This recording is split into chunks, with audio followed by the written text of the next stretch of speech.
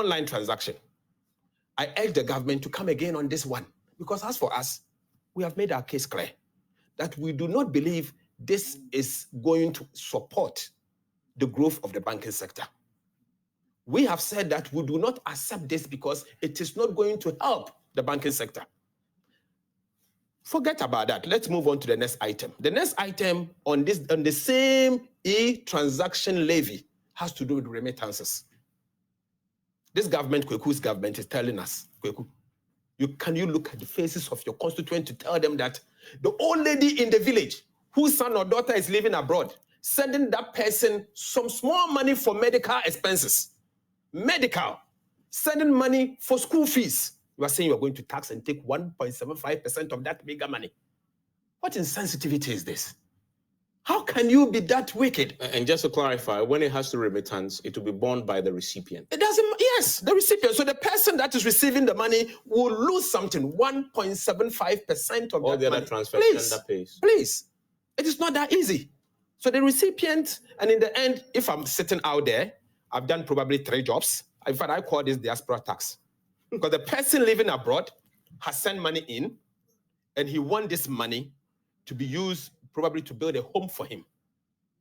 He has worked all his life and sending this remittances home. Unfortunately, he's going to meet taxation. His little savings will be taxed. This is equivalent to taxes on savings.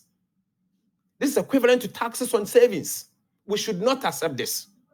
And then to conclude on this remittance tax, I'm sorry to say that if care is not taken, underhandling, black marketing will boom in this economy. Because people will go underground. The remittances that comes through the banking system, that helps us shore our reserves, if care is not taken, will go underground. Is that what we want? Is that what we want as a country? Please. We cannot allow these things to happen. And then above all, you want to tax mobile money transactions. You are not telling us even the fees that you are going to charge 1.75% on the quantum of money that you are sending. Oh my God.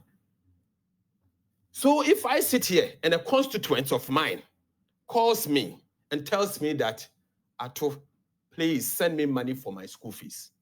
That little money you are going to tax, that 1,000 Ghana cedis that I sent to my constituent. But you should pay. You can afford. Then I won't send it any longer. I will say, wait for me. When I get to the constituency, I'll give it to you. That is what is going to happen. You are collapsing the Momo industry. In fact, what surprises me is that the whole value chain is sharing 1%. The whole value chain, their commission they get is 1%. The telco owner, the merchant owner, the entire value chain is sharing 1%. Greedy NPP government is taking 1.75%, even more than the entire value chain. Okay. What is this? Well, there's a lot to probe there, but I want to hear Mr. Kwarteng's quick reaction to this. So before we probe a bit of the things that we've heard. Okay. Well, first and foremost, I think Honorable Ato Forson raises quite some legitimate concerns, and I guess there will be concerns that many who have heard about this policy intention of government will have. And it is okay that we discuss them. But when I listen to him, his prayer that this policy leads to things going underground and all that happening Can be a prayer. will not happen. It is not, I don't think it is right that because you're in opposition, you hope that these government policies would have the worst consequences possible. It's a prayer that you should not say, Honorable Ato Forson. What I think we should wait first and foremost for, because I myself have thought about the policy. And I'm imagining if we apply it, it is applied on the way it appears on the face of it, that every transfer, that salaries, it is really going to be huge. It's really going to be huge. I will wait and see the legislation that the Ministry of Finance would bring to activate this policy.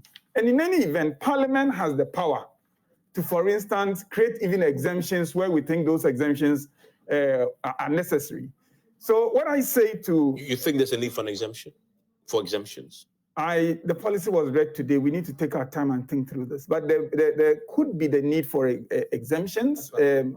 Salaries for already, we heard that the first 100 cedis, even if you were transferring 200, the first 100 cedis, the way we had the text, is exempted. Now, what further? No, that's not how it is. That's how I understood it. No, but no, I didn't read it. So all transactions that add up to 100 or less per day, which is approximately 3,000 per month, will be exempt from this. So once you go beyond it,